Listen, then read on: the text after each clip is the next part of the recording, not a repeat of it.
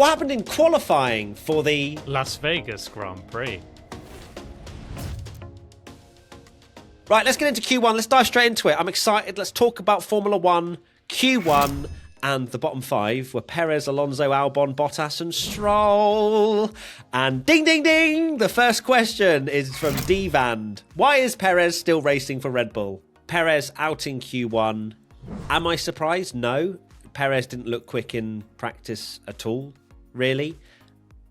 And he's mystified. We are mystified. Well, are we mystified, or are we just kind of like, is it just the norm now, really?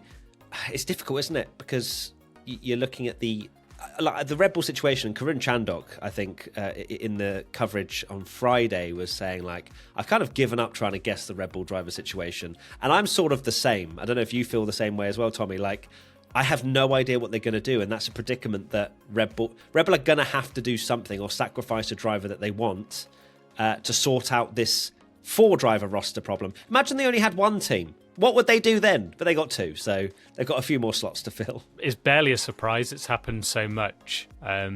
Maybe to be this early out.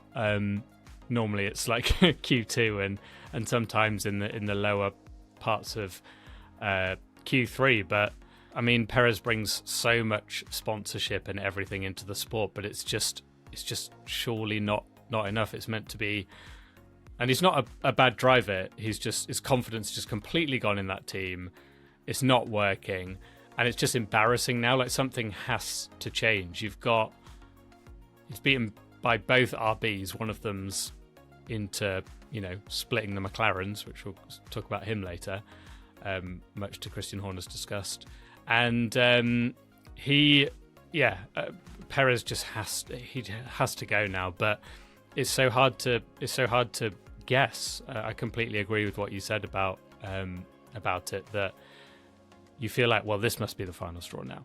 How many chances can you give? And then it does seem like you just keep hearing all these things like, oh yeah, he's got the seat next year because of this and because of this, and he's not leaving, and Red Bull are committed to him and all this kind of stuff. But it is just embarrassing how bad it's got now.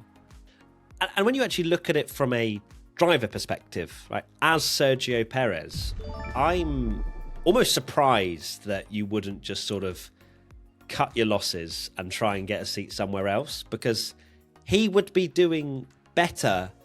He would probably be doing better in most other teams.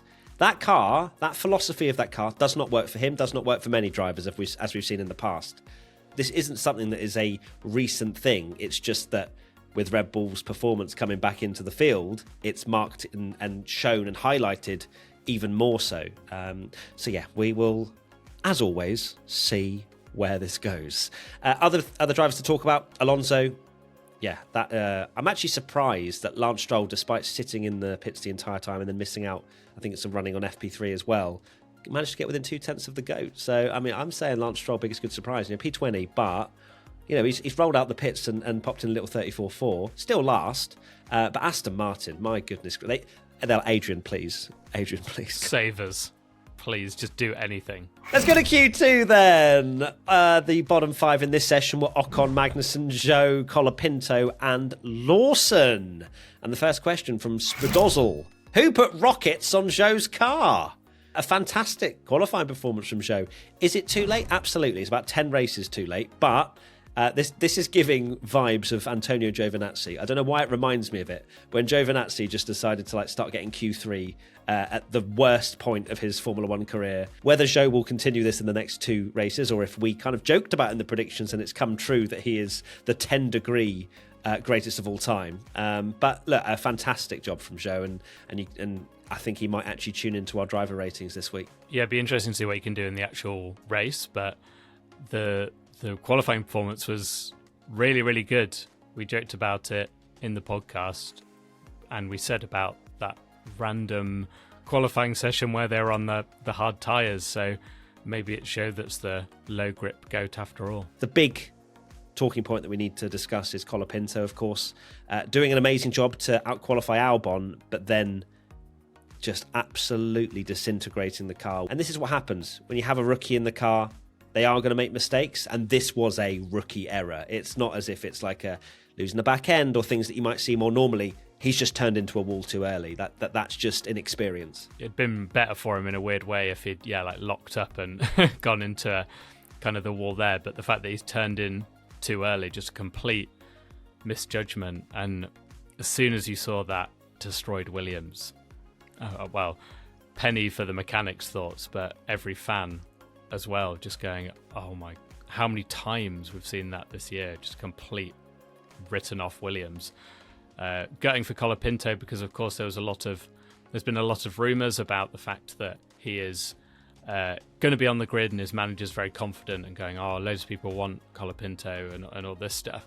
But to have another high-profile crash will just kind of, it's not what he needs at this time when he is looking for a seat. So going for him. You do worry about the team to have so many crashes and racking up millions and millions and millions of damages is not great for the team. And I sincerely hope, and I'm sure they will, rebuild Colapinto's car for tomorrow. I think Crofty said in commentary that Williams have 2 sets of spares and things like that. So they have brought enough to repair the car again. But I do feel for the mechanics as well for how hard they're going to have to work and have worked over the last couple of months, really. Let's go now to Q3, where the top 10 were Russell, Sainz, Gasly, Leclerc, Verstappen, Norris, Tsunoda, Piastri, Hülkenberg, and Hamilton. Firstly, performance, George Russell.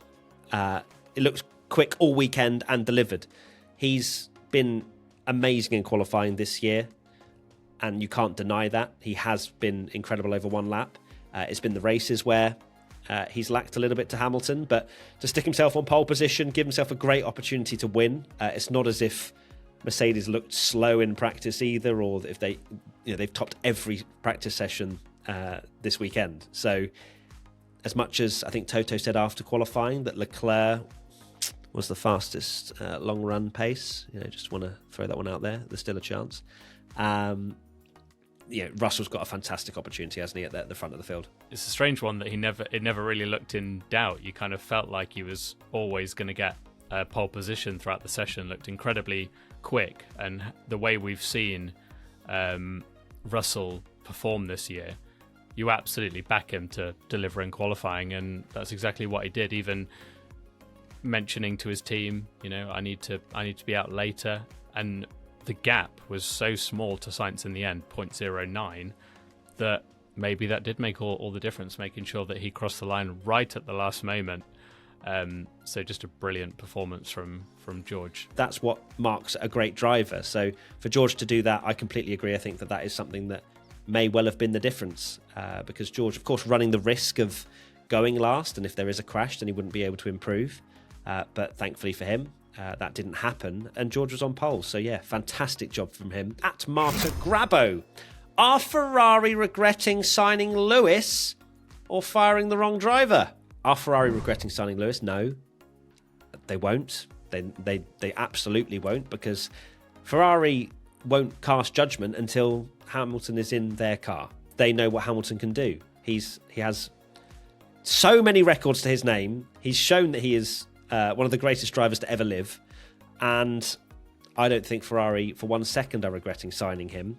And secondly, no, they did not fire the wrong driver. Carlos did a great job, but we don't have to say that it should have been fired just because they're second and fourth on the grid. Carlos did a fantastic job, and I can accept that. Well done, Carlos. With Carlos, you almost know from the start of the weekend when he just seems to be quicker than Charles, and going to have one of those weekends. It's not like a flash in the pan where suddenly it's like, where's Carlos come from? He just has those weekends where he turns up and he's obviously more confident in the car, or for whatever reason, that he's ahead of Leclerc, and a long way ahead of Leclerc as well. The Hamilton question, we can't answer it until we get into 2025 and see what Hamilton can do. I personally think that Hamilton will be revitalised at Ferraris. Clearly, I don't think he's given up at Mercedes, but it's just not working for him. The car he's very unhappy with. But if we do get into 2025 and Hamilton's nowhere, and some people, and you've got every right to think it, say it's absolutely ridiculous to think that Hamilton will be nowhere, but if he is, there will be questions asked of, well, you had Carlos Sainz doing a great job that was not beating Charles Leclerc, but there or thereabouts, and then would occasionally have these performances and be able to win races and things like that. And I think for me, Leclerc and Sainz is such a strong partnership. You've got youth whilst also having experience. You've got, they work together well. They can race each other really well. And yeah, it is basically just, it's a signing for the passion and the love and to see the greatest of all time join the greatest team of all time. And we won't know if that's a good or bad call until we get to see it actually happening and he's in the red overalls and seeing what he can do. Okay, next question, and away from Ferrari now. P1 patron member Lumixion. Is Gasly the GOAT, or has the Alpine actually got good? I think it's fair to say that the Alpine has improved drastically since the start of the season. That's very clear to see. They've brought in upgrades recently which are clearly working around all kinds of tracks. Gasly has been utterly brilliant these last sort of 4 races. So no, it's not a flash in the pan. Alpine have finally figured out what's going on. I would say that Gasly, as much as Ocon, of course, had that incredible performance in Brazil with those crazy conditions, Gasly has been the star performer, I would say, over these last few races. And to qualify third is miraculous. And I'm glad to see that he's showing the world when that Alpine is decent. I'm a very, very competent and great driver, similar with Ocon as well last weekend. In Brazil, yeah. It's unbelievable what Gasly's done. Even though that car has improved, there's no doubt Gasly's bought something. That's an unbelievable lap from him to just deliver it right at the end as well. There were signs that he was going to do something good in qualifying, but I think we were probably thinking maybe a top 5 if he's very, very lucky, 6th or 7th maybe. So to actually end up in P3 is sensational from him. Next question, P1 Patreon member Tony Soprano. Why did McLaren go out for their final run in Q3 so early? It seemed obvious that you'd want to be as late as possible. It was a bizarre decision. Perhaps McLaren went, look, let's just get some lap times on the board. Vegas, crashes can happen, mistakes can happen, yellow flags can happen. Let's just put a lap time up there and hope for the best. I think Lando, when he came over the line, was up to second when he finished his lap. But of course, everyone behind him finishing their laps as well. And there's only one driver that can be last over the line, so it's quite hard to obviously get that right. But perhaps you could say that it was a little bit too much of a conservative strategy from McLaren that were lacking pace. They have been burned before by these things where, we saw Lando in Baku getting caught out by a late flag that meant he had to abort his lap and stuff. And I definitely think they would have improved if they'd gone out later. To see them 7/10 off pole is actually quite insane, to be honest, with the car that they've had this year. So they'll probably do better, I think, in the race. I'd be surprised if they finish there. But it's definitely it's good for the Constructors' title because, yeah, it's going to flip again if Ferrari up there in second and fourth, and that Constructors' fight is very much going to be on if they finish where they are. Next question, Char Lords. Yuki Tsunoda P7. What lengths will Christian go to not acknowledge Yuki this time? It's another fantastic performance from Yuki. It's clear that he's not set, in my opinion. Well, look, we say that, and Christian Horner, Red Bull never really hype up the chances of Yuki to go to Red Bull, but let's not forget that he is going to be driving the Red Bull at the end of the season, not obviously in the Formula One calendar, but he's going to test it. So they're giving him some kind of opportunity there. Perhaps that's when decisions will be made. So let's see. I think that Red Bull in some ways don't want to put Yuki in the Red Bull. That's what it feels like and has felt like for a very long time, which does not match up with his performances. But look, if he rolls out and sets the fastest time we've ever seen around Abu Dhabi, then perhaps Christian might actually wake up.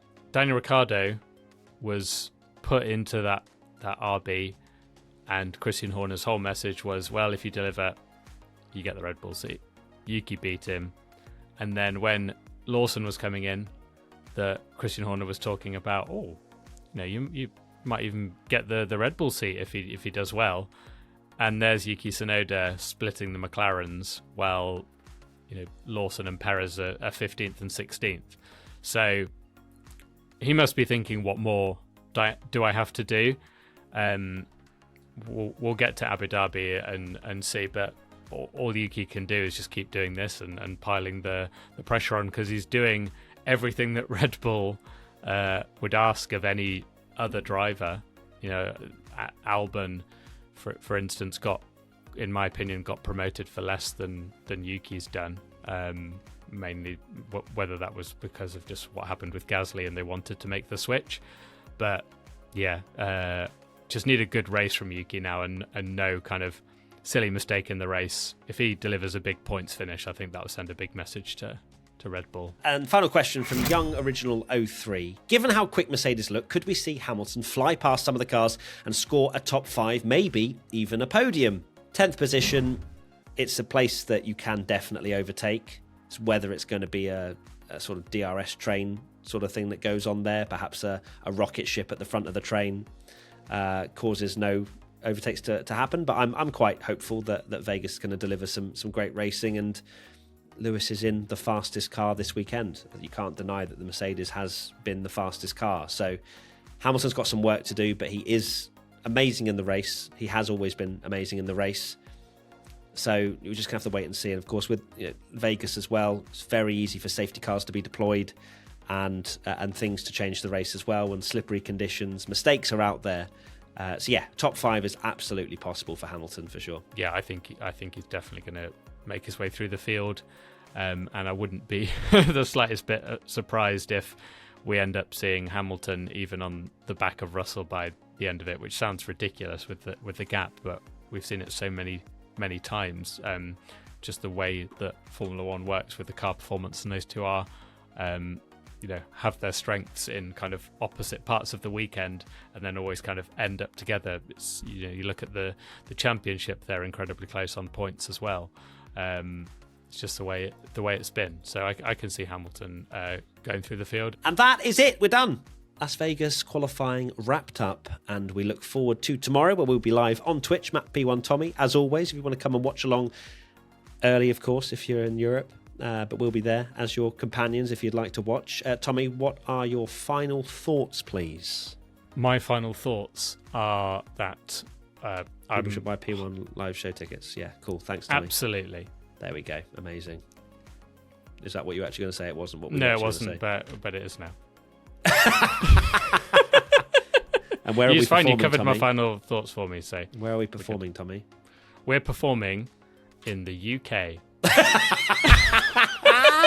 Bristol, Manchester, Birmingham, Manchester, London, Birmingham, and Edinburgh sold out. So Edinburgh is sold out, but the other 4 still have some tickets left. So if you'd like to come along, we've got a brand new show. If you've seen one previously in the UK, it's a completely different show, new segments. It's going to be lots of fun, and prizes to be won. Tommy to be challenged in the encyclopedia test from one of you in the audience, controversial opinions and everything else. So link is everywhere on our socials. Just type in P1 with Matt and Tommy tickets, and you'll be able to find it on Google. And that is it. We'll see you very soon. Lots of love. Take care. See you tomorrow. Bye. Bye.